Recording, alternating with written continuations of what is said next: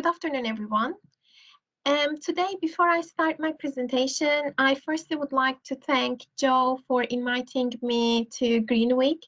And I'm very glad to be part of this week because it's one of key week events that actually Coventry University organizing, which highlights the importance of sustainability, what needs to be done or what we can done. It's a good awareness week, I guess, for everyone to learn more and become more sustainable or aware of the current situations. Today, during my speech, I will be talking about sustainable smart cities, how their strategies can be transformed and how we can make it more effective, more sustainable cities. That's also part of my PhD research that today I will be focusing on one part of this research, which is strategic performance management of urban sustainability. So what I'm going to be talking today, it's mainly on urban sustainability, how performance evaluation started to become for cities, what is the main research gaps that I have find, and apart from that, how we can create effective sustainable strategies and transform cities into a more sustainable cities. And I hope you will enjoy. So when it comes to urban sustainability, I think one of the key things that will come everyone's mind as a first thing is the urbanization and how rapidly it is changing and why then sustainability started to become such an important thing to be highlighted and to be worked on.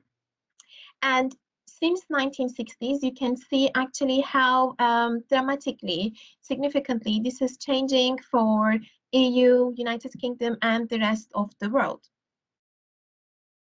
And when it comes to aspects of sustainability, we can see that actually there are three key things that are coming into our attention, which are demographic changes, which is, again, in this graph, you also saw that there is a significant shift in size and patterns of population over time. Ecosystem changes as we started to be more aware of the usage of the natural resources, but again, nature resources started to become more limited for us. And things are changing, and we do need to have a better sustainable feature, and we need to build a better feature. So another key things which is started to be very heavily talked about and highlighted is the climate change. And I'm not sure if any one of you had come across or paid attention, but in last 3 or 4 speeches of London Mayor, he highlighted the importance of climate change, air pollution, and what they need to do. And nowadays, London Mayor, one of the key things that they are working is actually how to overcome the impacts of climate changes, what sort of key actions they can take to overcome these problems. And as a city or as a country, where do we stand is a big question mark at the moment, but where we would like to stand is a very key aim, which has been also again highlighted a couple of times by Boris Johnson as well as London Mayor, and London as well as UK would like to be the leading sustainable cities and countries within 10-20 years time. But are they doing right things? Can they achieve there? Is again something that we are going to be discussing today. When it comes to urban sustainability, we know that the sustainable development and importance of sustainability for cities started to become very important since 1990s.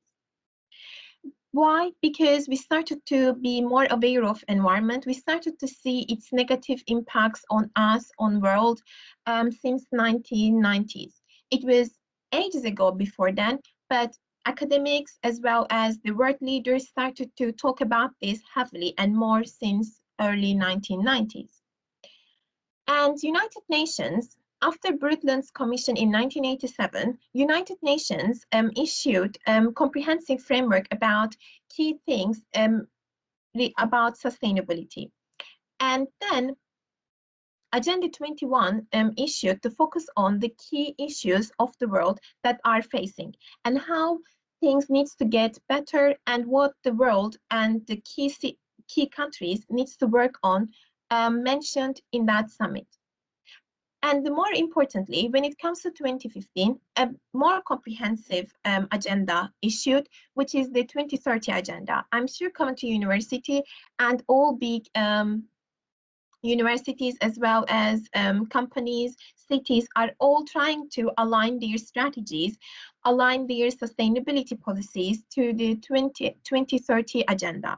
What is that agenda? That agenda is talking about the key issues, problems that we are having and how things should be get better, and highlighting 17 key areas that countries as well as companies should be focusing on to become more sustainable.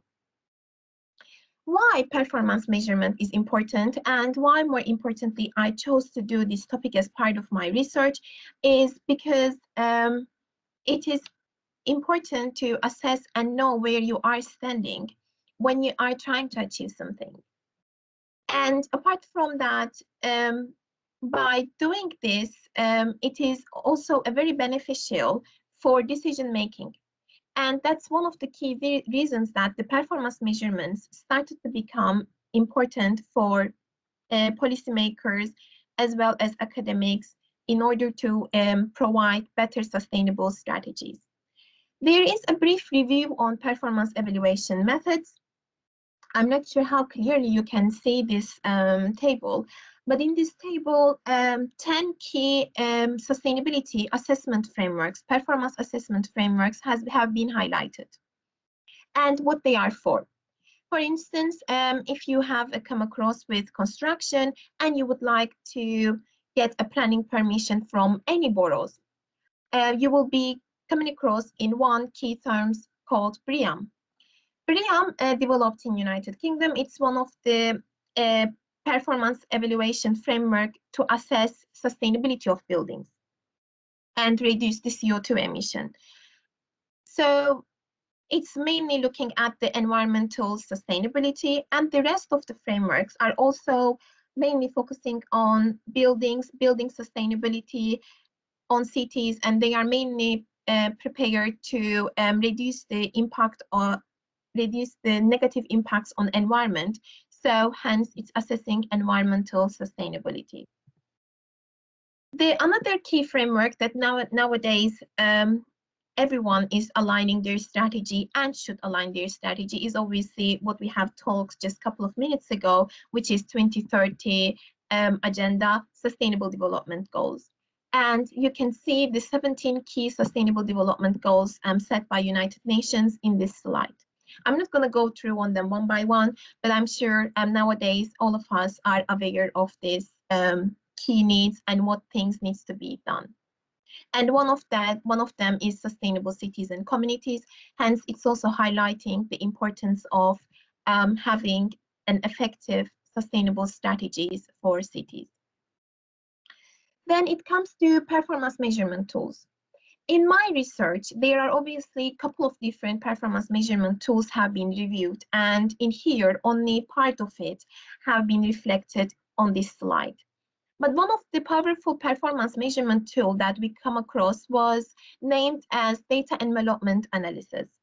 And in this analysis, in this method, it's mainly about improving the efficiency of cities, boroughs, countries, or any departments, units, and it is one of the most effective performance tools. So when we review the different data envelopment analysis tools in the literature review, we come across that actually majority of them have been also using different types of this method, but more importantly, they all considered mainly the environmental sustainability as well as the frameworks issued. And this is clearly showing us a gap in the literature, which means that sustainability, which has been defined as economic progress, social well-being, environmental improvement, and assessing them simultaneously, haven't been done so well at the moment, and there is a problems happening in that sense. And especially after measuring this performance, when it comes to develop a strategy and you're just focusing on environmental improvements, then again, the other part of the sustainability haven't been touched, and hence you are not having a comprehensive models to assess that. And in this research, that's why we have identified the gap. And in order to overcome this, a comprehensive strategical formulation is issued. And this is not only focusing on environmental aspect, but it will be also focusing on economic development and social well-being. And in this research, we will be looking at London as a case study. So 32 London boroughs are part of this case study. We have categorized the case studies by different factors, and at the end of the day, we come across on how London boroughs should develop strategy and where and how they should focus on in order to be aligning the 2030 agenda, but as well as having the comprehensive roadmap or strategy for future generations for a better sustainable city. So how this strategy formulation happened, before coming to this, explaining this strategy formulation, I would like to tell you how I come across with these results. So during the PhD research, what I have done was interviews, semi-structured interviews with London boroughs, as well as applying the performance measurement model by using secondary data, which has been issued and released by London Mayor, which is on London database. And after that, I had a chance to see where the gap is, what their needs are, and how the policies should be introduced or action plans should be taken so that the boroughs are also having a comprehensive strategies to move on and to have a better boroughs, hence better city. So when it comes to the sustainable operations strategy, the mapping is starting from 2012. Why? Because one of the key events and one of the key year that sustainability started to become very important for London, because London was hosting London Olympics, and former London Mayor, which is our current Prime Minister Boris Johnson, has said that we will be delivering the most sustainable, greenest game ever.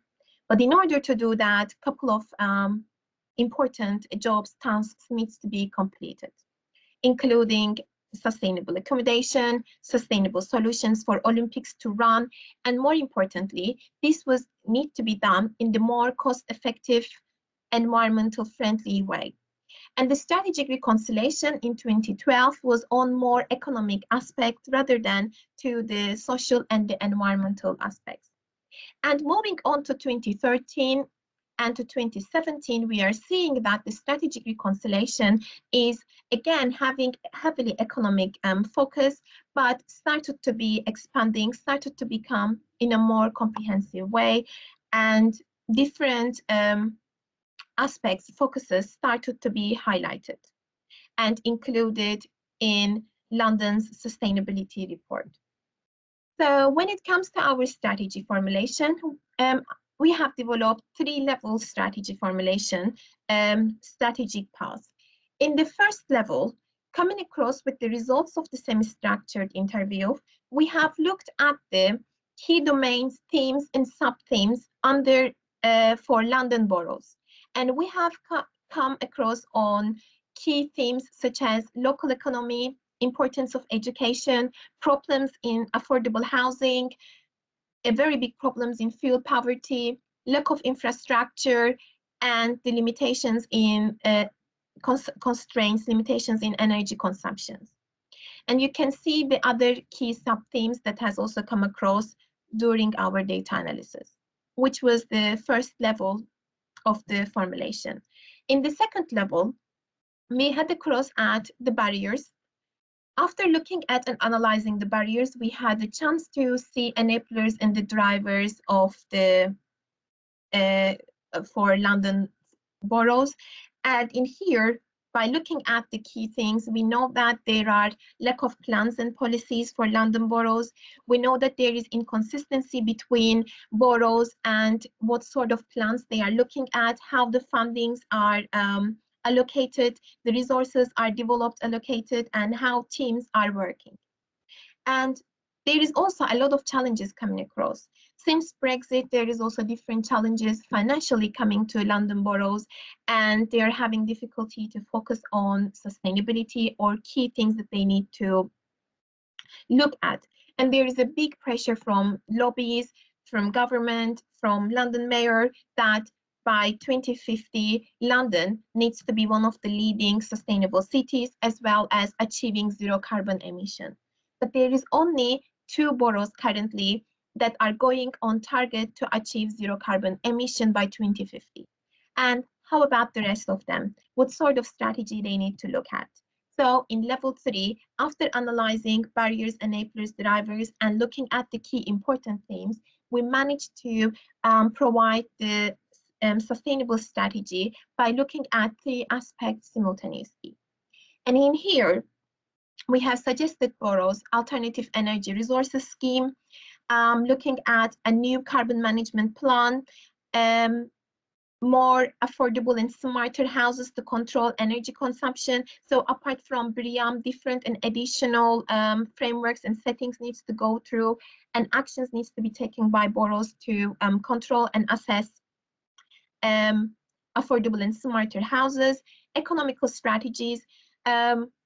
One of the key problems was coming in deprivations or a gap between population. So in order to provide a better sustainable communities as well, regeneration programs, new innovation strategy to increase boroughs' economical growth was also the key strategical plans that we recommended. Apart from that, when it comes to the social well-being, again, we looked at providing more greener spaces, increasing the well-being by looking at residents' safety, mental health, and having continuous workshops, sessions to reduce crime rates was also the key things that we have mentioned under social strategies.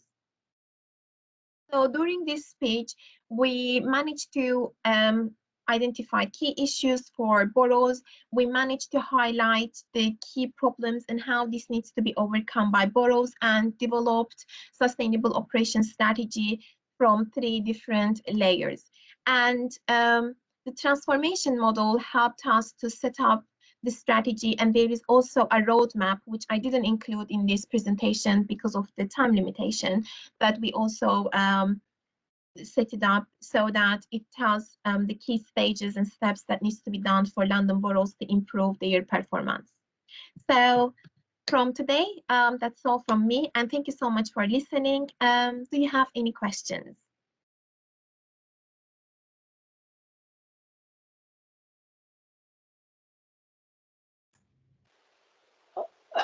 Ellie, I think you've rather floored me. That was an awful lot to go through in 20 minutes. How does a city mayor in London deal with that plethora of, your strategies are really objectives, aren't they? They're not numerate. In just one area of his business, how does, or in one business, one area of his portfolio of responsibilities, how does a mayor get his arms around all of this lot? From London Mayor's aspect, there is a report which has been issued when it comes to city sustainability, which is generally highlighting the problems. It's more or less like the filtered version of 2030 agenda. However, London boroughs are having their own responsibilities and own rights to take their actions based on the needs and the plans issued by the London mayor.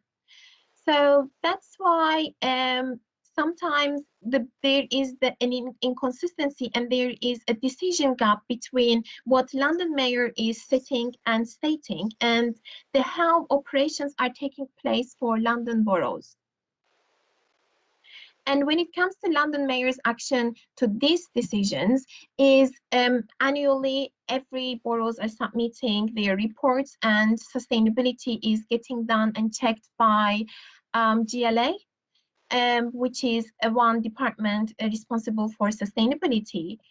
And hence, based on that decision, their requests for funding or resources or any other needs, they are focusing on and trying to follow the London Mayor's Gap as much as possible.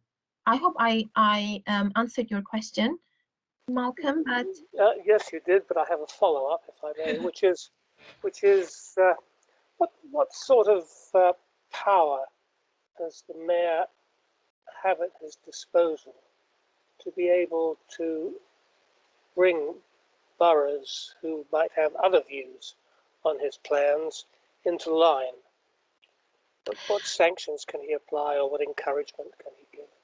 I think it's a very good question from that end, and it's quite difficult to answer because it's quite difficult on that sense because during my interviews, this is also one of the issues that I have learned and mentioned to me. So there are other political factors that are playing a role on that.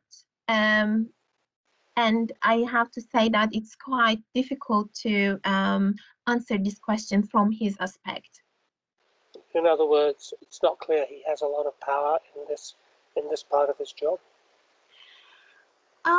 Well, I think yes, of course they have a power on that because London Mayor is the one setting up the clear roadmap and directions for cities to become sustainable. But on the other hand, there is, as I told you and mentioned, there is a sort of a power clash because London boroughs are individually having their own power to lead this. So if you are thinking that this is like a train and the boroughs are trucks or their catalyst to helping you to achieve a success. So if there is not an alignment of, or if there is a mismanagement or miscommunication between boroughs with London Borough, then the London Mayor, I mean, then yes, the problems are occurring. And we have seen this quite a lot in different boroughs when we analyze their performance because it affected their efficiency in a negative way. Mm-hmm. Okay, thank you. Ellie, do other cities have that same kind of issue where they have someone like the mayor who has kind of those kind of policies and reports, but obviously have boroughs which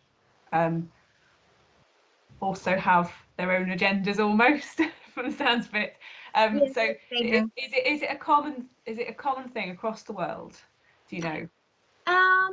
Well, I didn't have enough time, obviously, to check whole world and how the things are going on every single country. But I had done some comparison between countries and cities, and I have to say that it's pretty much same thing. But this is based on what sort of governmental structure they're adopting. So, for Yeah. instance, the way that the strategical alignment and the policies working in China slightly different than United Arab Emirates as well as EU and the UK. But the United EU countries and UK are pretty much having the same sort of governmental structure. Hence, yes, these problems are occurring a lot in other countries too. But the countries that are having a more different governmental structure, like we have mentioned China, the way that how the strategical alignments and the policies are working on is different. Brilliant. Oh, thank you very much. That's answered my question. That's fantastic. Thank you, Ellie. Thank you. And Matthews, in the beginning, you have said something about the strategy, but I missed your comment. If you don't mind, could you please repeat it?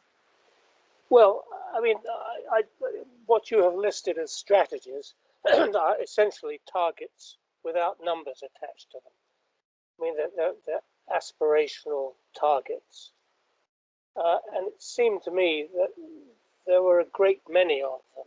Now, I could only quickly flick down your slides because there's a great deal on the slides, but it just struck me that it was one small area of a mayor's responsibility. And I wondered how he managed to give attention, I suppose, to each of those strategies. I mean, does he devote half a day a week to it and hope to get through it lightly, or? I mean, from mayor's aspect, as I told you, knowing his agenda and how he works on different aspects is quite difficult. But I interviewed sustainability manager, which is head of the sustainability department in Greater London Authority, GLA.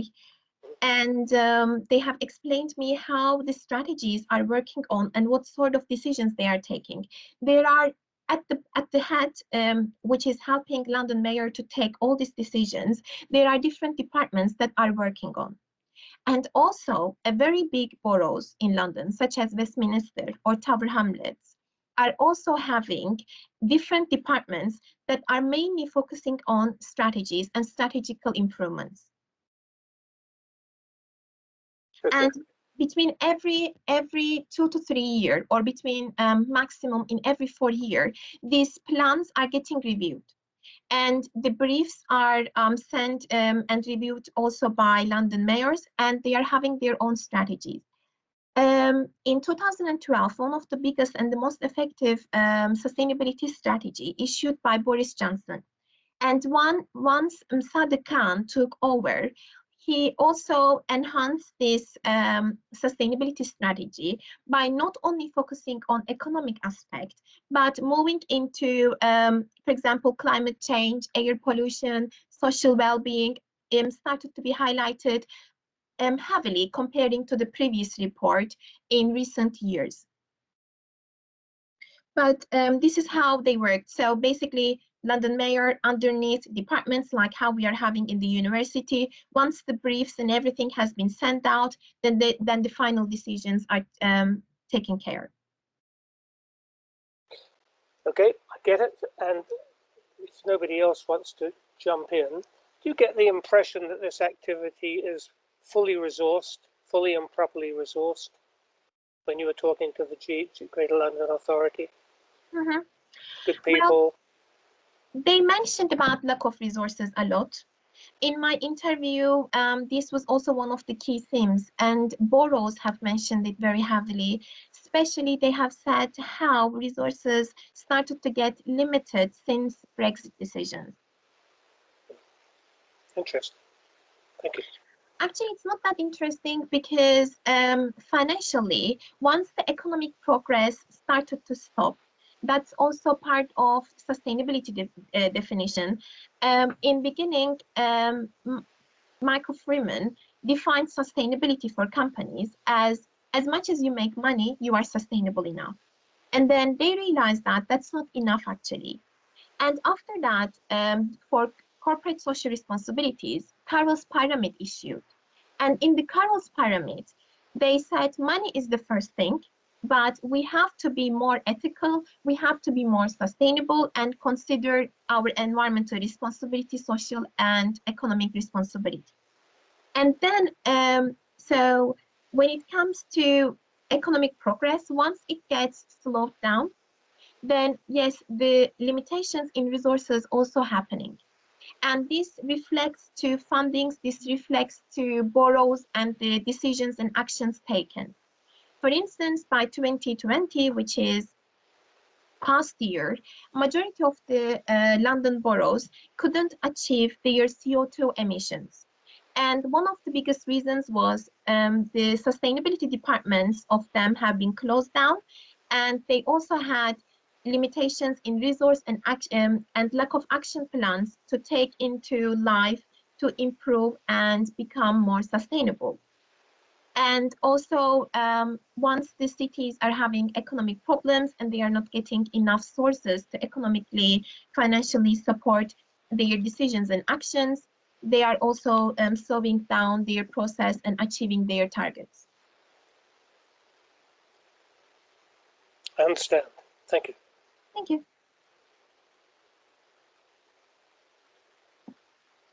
So do we have any other questions?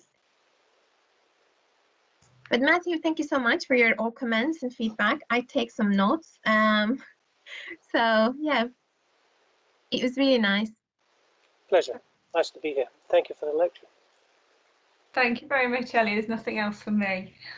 Okay, in this I think, case. between you and Matthew, you've covered it all. Okay. Bye, everyone. Thanks again. Thank you. Bye. Thank you.